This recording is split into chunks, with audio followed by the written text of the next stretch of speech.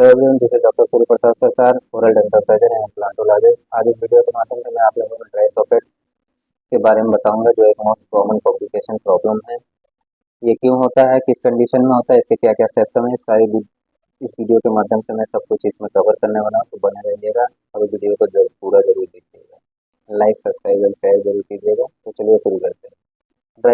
Dry socket most of common complication है जो after tooth extraction के बाद होता है। यह 2 से 3 दिन के अंदर पेशेंट में दिखना शुरू हो जाता है। यह उस पेशेंट में दिखता है जो दिए गए इंस्ट्रक्शन डॉक्टर के द्वारा को फॉलो नहीं करते हैं।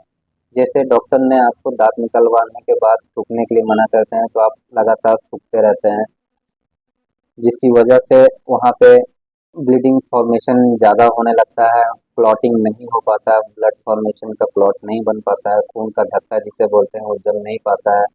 तो बार बार वहाँ से खून निकलने की वजह से वो नासूर हो जाता है, जिसकी वजह से क्या होता है कि वो ठीक से खून का धक्का नहीं जमा पाता है और उस जगह पे क्लॉटिंग हो जाता है और वो ड्राई सॉकेट में कन्वर्ट हो जाता है। दूसरा इसका मेन रीजन है कि आपको डॉक्टर लोग गुटखा, पान सुपारी, कोई भी प्रकार का मादक पदार्थ, अल्कोहल वगैरह ड्रिंक करने के लिए मना करते हैं। तो आप रेगुलर वो सारी चीज़ें एक्टिविटी करते रहते हैं, किसी को आदत होता है जो छूटता ही नहीं है।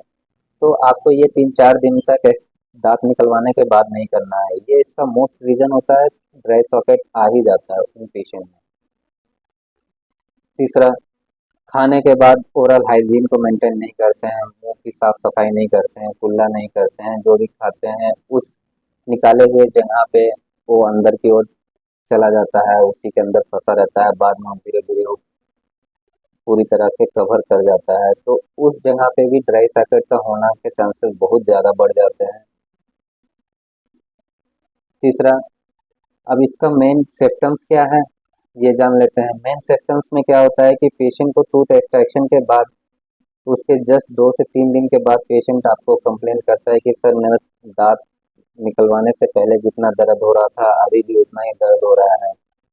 ये मोस्ट कंप्लेन होता है। तीसरा, पेशेंट को जिस जगह से दांत निकाला गया उस जगह बहुत ज़्यादा सूजन हो जाता है। ये मुंह से बहुत ज़्यादा बदबू आने लगता है। ये सारे इसके मेन सिम्टम्स हैं। अब इसका ट्रीटमेंट जान लेते हैं।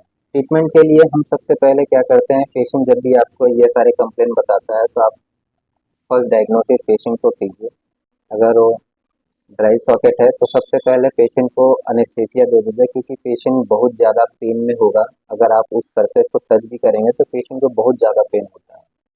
तो सबसे पहले आप उस पेशेंट को अनेस्थीसिया देना होता है। अनेस्थीसिया मतलब दांत को नम करना है, मतलब सुन्न कर दिया जाता है। सुन्न करने के बाद उस सारे सरफेस को हम लोग प्रॉपर तरीके से बीटाडीन गार्गल से या एनएस से पूरी तरह से वॉश करेंगे।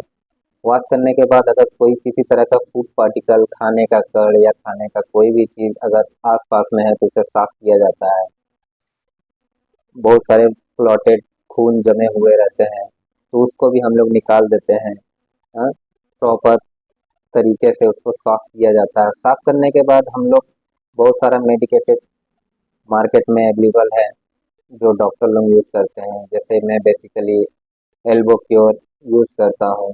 तो आप उसका एक कॉटन का रोल में मिक्स करके, जो पहले से ही उसमें मिक्स रहता है, उसे आप एक स्मॉल क्वांटिटी में उस सॉकेट के अंदर में डाल सकते हैं। एंड ऊपर से आप एक गॉज को कस के दबा के रखने के लिए पेशेंट को दे सकते हैं। और उन्हें प्रॉपर इंस्ट्रक्शन देना है, स्ट्रिक्टली इंस्ट्रक्शन देना है कि पेशेंट को किसी प्रकार का 24 घंटे तक उनको नहीं थूकना है। अगर ये फॉलो नहीं करते हैं तो पेशेंट एक बहुत बड़ी प्रॉब्लम में पड़ सकते हैं।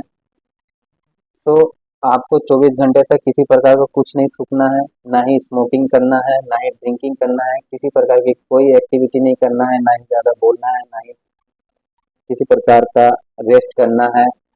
आप रेस्ट करने के लिए मैंने पहले वीडियो में बता चुका हूँ कि अगर आपका इस तरफ का एक्सट्रैक्शन है तो आप इस तरफ रेस्ट कर सकते हैं या सुपाइन पोजीशन सीधा लेट सकते हैं। ये सारी एक्टिविटी करना है। खाने में बहुत ही सिंपल साधारण खाना खाना है, जैसे दूध दलिया, दूध पावरोटी, खिचड़ी वगैरह आपको लेना है।